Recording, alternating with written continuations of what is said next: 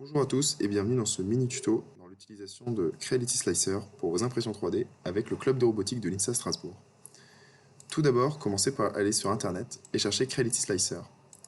Sur le premier lien, vous prenez dans les pages de téléchargement, cherchez les Under séries, la 5S1 3D Printer et en descendant un peu, vous aurez le Creality Slicer Build Windows 64.exe. Vous devez avoir ça si c'est sur Windows, sur Mac ou sur Linux, vous avez des App Images.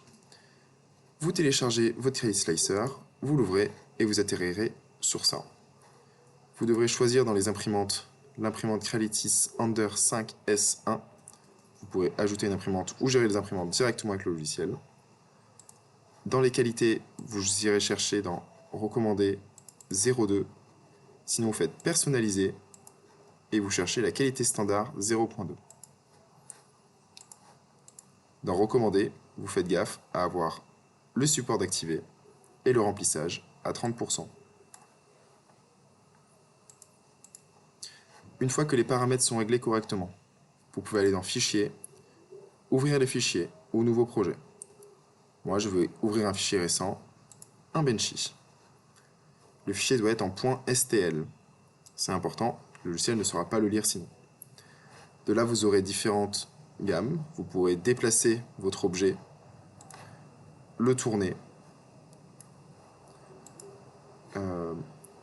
ou le faire grossir aussi. On va se remettre correctement. Quand votre objet est correctement placé, si vous ne savez pas comment le placer, laissez-le tel quel. Vous pouvez cliquer sur Découper.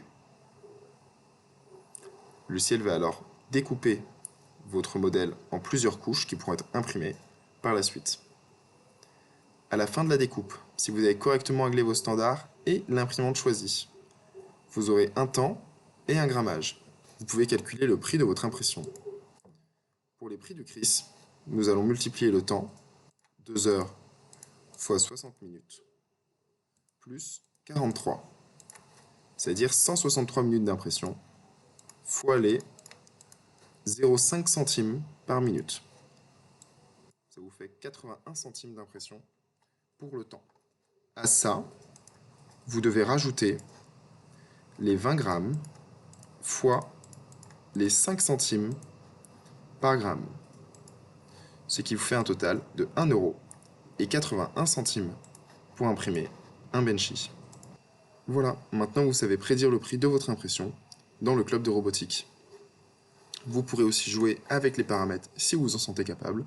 Nous n'imprimons qu'en 0,2, mais vous pouvez faire varier le taux de remplissage, et avec des remplissages très denses pour des pièces peut-être qui ont besoin de grande solidité, et des remplissages plus légers, et donc avec moins de matière et moins de temps. Les supports sont toujours conseillés, et l'adhérence est un plus si votre pièce est très sensible aux déformations. J'espère que ce mini tuto vous aura été utile, et à bientôt sur la chaîne du Club Robotique.